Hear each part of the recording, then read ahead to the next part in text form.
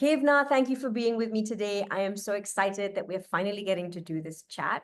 This section of my newsletter for Working Mums Club, where I get to interview amazing mums like you, is the favorite part of my newsletter. And I am very honored that I get to share your story with my readers so that they can all be inspired from the beautiful mum network that I think it's possible to build. Because one of the reasons I started this newsletter was because every mom I met, I was so inspired by them.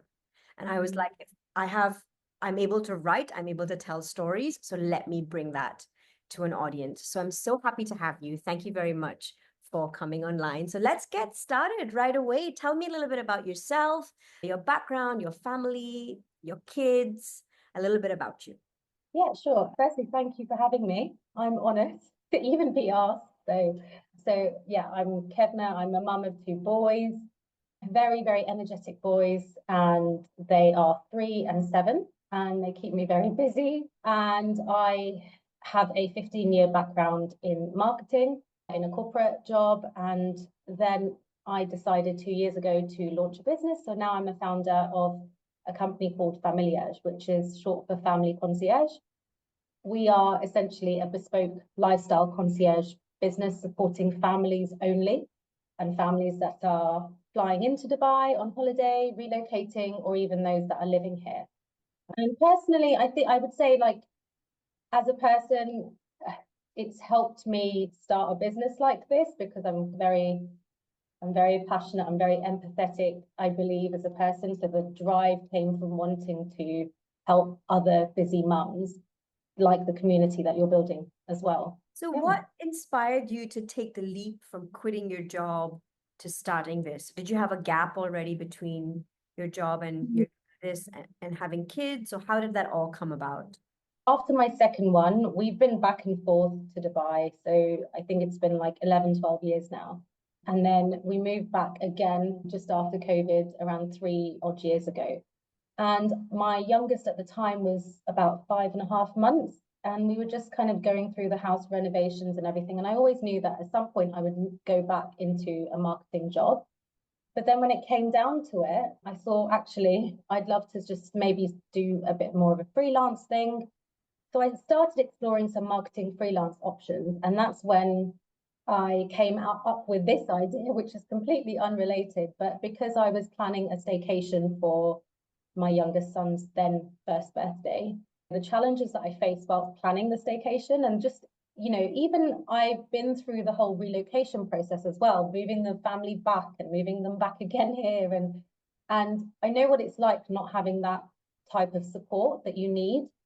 So even when you're planning a special occasion like a staycation, which is not even traveling outside of the UAE, you think, actually, I need all of this stuff that I didn't realize I needed because my son is not even one yet. And so he needs a travel sterilizer. He needs all these bottles and wipes and nappies.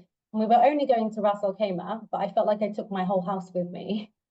So I thought to myself, we are in Dubai. There must be a solution that exists to support parents in this situation. Unfortunately, for me, there wasn't. And that's how the concept was born. So you decided to take it upon you to provide this solution. That's amazing. Yeah, I think it's just kind of being understanding that if I'm going through this, all the other mums also and parents in general must be busy parents, must be going through this. And let's face it, our most valuable commodity as a parent is time. And we are in this world, especially, we are constantly battling to kind of make ends meet and trying to be everywhere in all different places at once, be present for everyone, spinning lots of different plates.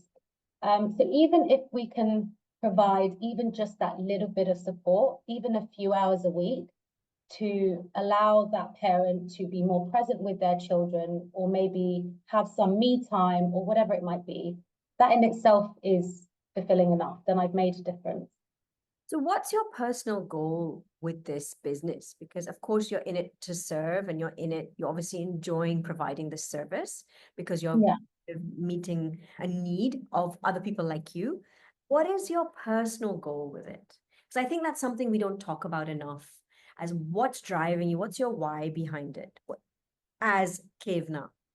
I think the thing that drives me every day, and every single day, I'm sure you probably relate to this as well. We have those moments in the day where you're just like, oh my gosh, I can't do this, that overwhelm, you have to then actually have to revert back to your why constantly and keep kind of talking to yourself. And that why for me is I have always wanted to do something that made a difference in other people's lives.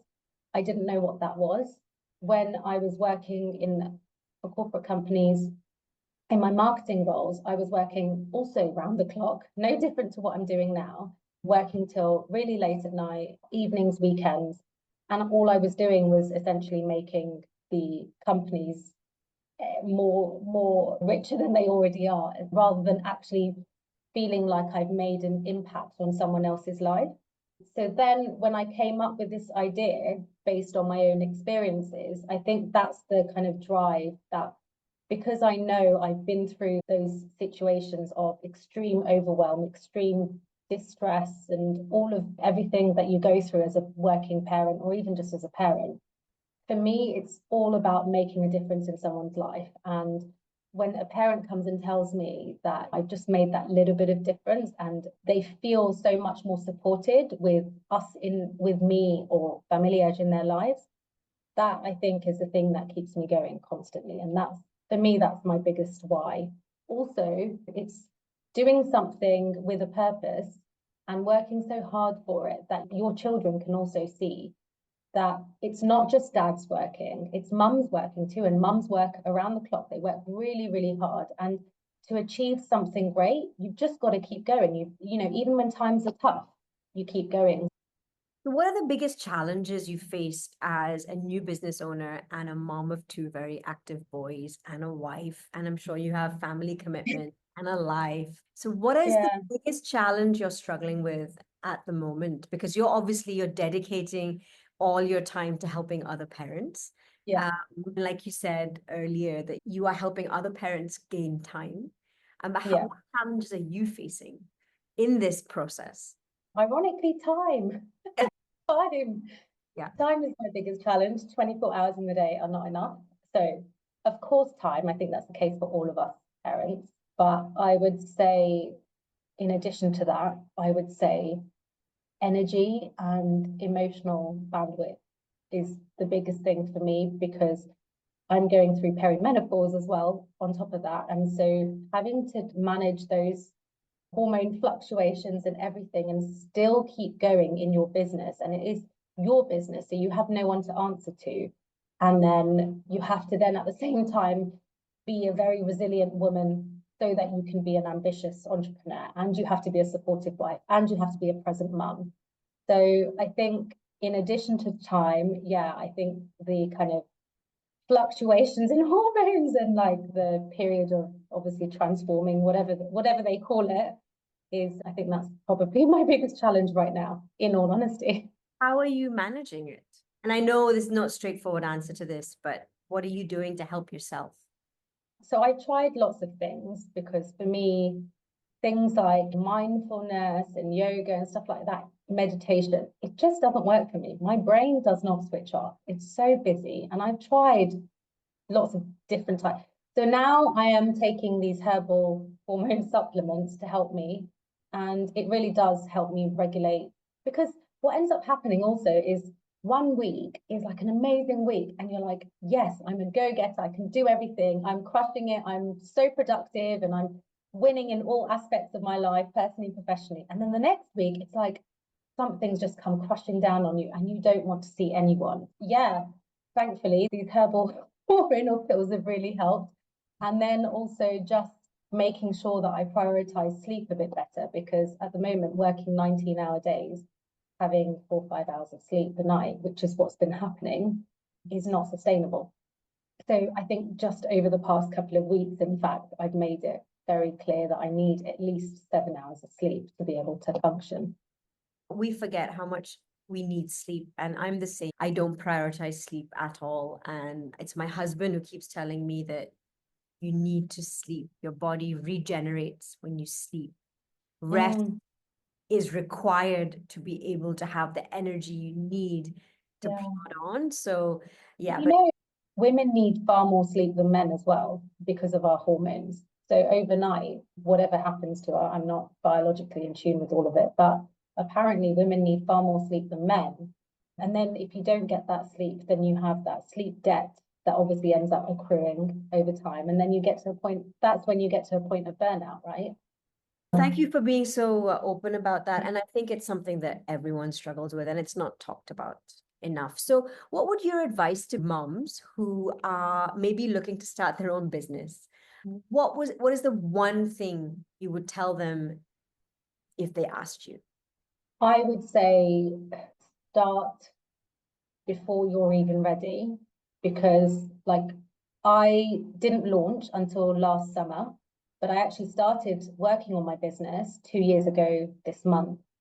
And so there was a lot of work that was done 1.5 years prior to actually launching. And now, having gone through that, I realized that actually I didn't need to make everything perfect. I could have gone along, I could have learned things and changed things and applied things as I started my business, as I was. You kind of move where the demand is as well. And where my business started, it's not where it was when I first launched it 6 to 8 months ago. It's in a very different place already, even now. So I would say you're never going to be 100% ready.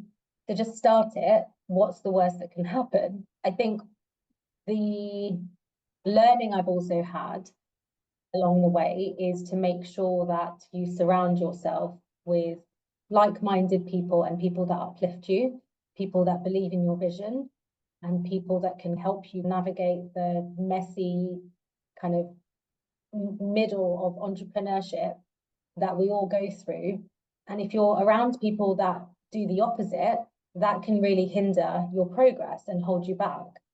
And that's one of the learnings that I've had already in the past 8 months of, or even a year of having my business. Just be mindful of who you're surrounding yourself, who you're giving your time to, who you're giving your energy to, and what kind of energy you get back as well.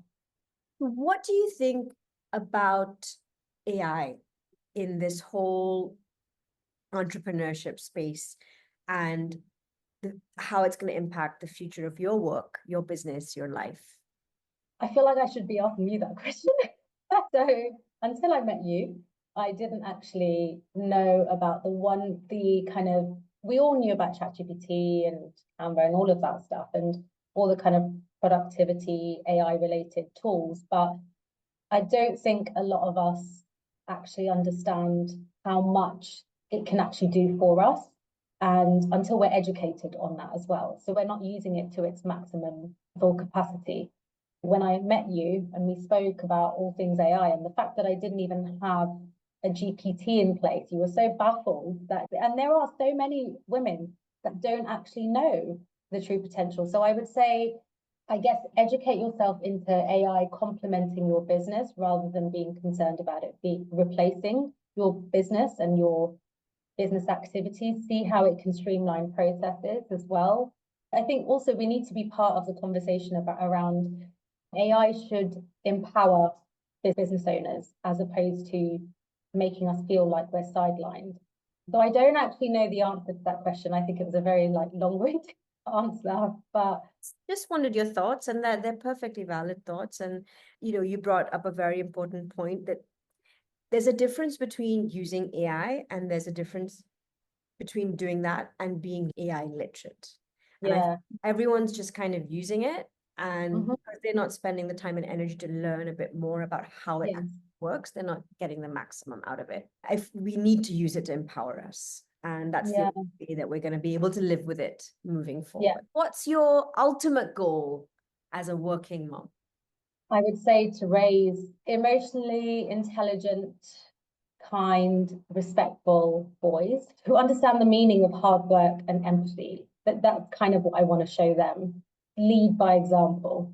I want to show them that my mum didn't give up even when things got really, really tough. And these are the kind of values that I want to be able to instill in them as a working mum, especially for boys. I think we are obviously moving away from the dynamic around men working and women staying at home. But yeah, who knows when they grow up what it's going to be like. Where do you get your inspiration from? Definitely my boys, honestly, because everything that I learn as a mother, as a parent, is what inspires me to be the best version of myself. And also other women, since like I'd say even over the past 6 months, been to so many amazing events and sessions and classes and talks. And you hear from the struggles of some of these women where they've kind of turned pain into purpose. And women that have broken cycles and stories that have come from strength and all of that. I'm so inspired by that, it does put things into perspective for you as well as a working mum. And you think, well, if they can do it, I definitely can, then I can keep going. And how do you stay motivated and driven? Yeah, it's a good question. I feel like I have to talk to myself every day because, like, the motivation is there just because it's driven by that strong desire to help support other people. I would say I have to speak to myself each day to remind myself why I'm doing this, my purpose, my financial freedom as well, why I'm doing this for the boys. When I feel low, I always have to have the music on as well. So I think it's a hard one. I've focused a lot more on training my mind and speaking to myself, basically, to keep myself motivated. Don't wake up with motivation every day. No, right? yeah. But you just have to keep going, and maybe we need to be okay if we're not motivated a few days. So what would be your best productivity hack? So I would say one of the things that I've learned very recently actually is doing the one thing that is probably the most annoying task of the day in your to-do list, getting that out of the way at the beginning. So that will make everything else, in the day a lot easier. So focus on that task first, and then everything else kind of gets better because you've got the thing out of the way. And it genuinely does work because otherwise you've got that thing hanging over your head. Just get it out of the way at the beginning and then you're done. Then you can focus on the more kind of fun tasks, if there are any in the day. So what is your biggest parenting hack? I think the thing that's helped me a lot recently as a parent for myself and also to the children, often, especially when you're kind of going through this insanely busy life, naturally the kids can also kind of get a little bit of that busy energy or whatever it might be, the anxiety or whatever from you. And sometimes when emotions are high, I would say like the thing that's helped me the most is just simply giving them a hug when emotions are really high. And I feel like that diffuses the tension between us and like reminds us both that we're on the same team. Just something as simple as just giving them a hug when, especially more so when you don't want to because they're annoying you so much and or they've upset you or they've made you really angry, and so your emotions are high, their emotions are high, and you literally just take a pause and you give them a hug, and then automatically you also feel better from within, and it just then diffuses it all. So I don't know if that's a hack, but it is a hack. My gosh, that's yeah. such a beautiful hack. I mean, hacks don't have to be some big magical thing, right? So this is a wonderful hack, and whoever's listening can go and do it right away. How old are your kids? 3 and almost 8. 8 and 3. And And so the both 3-year-old, ages works for both ages. it The really hacks. does. Yeah. So when my 3-year-old definitely works for him, definitely the older one, but the 3-year-old, it's only started working over the past, I'd say, 3-4 months, because prior to that, he was still in that terrible 2. But now it seems like whenever he gets so anxious, I apply it to him as well, and he just calms down. And then naturally, then so do I. Yeah. So Wonderful. What do you do in your me time whenever you get any? I'm gonna say, what me time? You fill your own cup because you have to fill your own cup, right? So I need to start getting better at doing that. I've been terrible at doing that because, like I said before, that this business is all about giving back time to busy parents. And by doing that, that means that you are then taking on board the really time consuming tasks. So you are then robbed of your own time from your own life. And this is obviously because it's a startup, because I don't have large teams in place yet and systems and processes. So it's really hard to find that me time. Whenever I do get the pockets, I'm not sure when they are, but like I said, music is a really big thing for me. I need that in my life. It uplifts me. I even need it while I'm working. I love reading and doing puzzles. That calms me down a lot. That focus on, and that's actually probably the only thing that's allowed me to, unlike yoga and meditation, which doesn't seem to work for me, but puzzles, when I'm focused on something and trying to find the piece, I've forgotten about all the endless to-do list and everything. So yeah, that's what I do. Last few questions. What do you feel most guilty about? Not spending enough time with my kids. That's probably, yeah, the biggest guilt. Everyone's mom guilt is that Yeah, I think also it's not just the time spent, it's the quality of time spent, being fully present. Because, and I spoke about this even before, like when we're with our kids, we're constantly thinking about everything else that needs to be done, whether it's work, whether it's life admin, whatever. They're telling you a story and you're not very much listening to what that story is. So you have to kind of ask to repeat. So now I found that even if you give half an hour of that time in the day during the weekdays, because weekends, obviously, you have a little bit more time, but weekdays, I feel like I have no time whatsoever.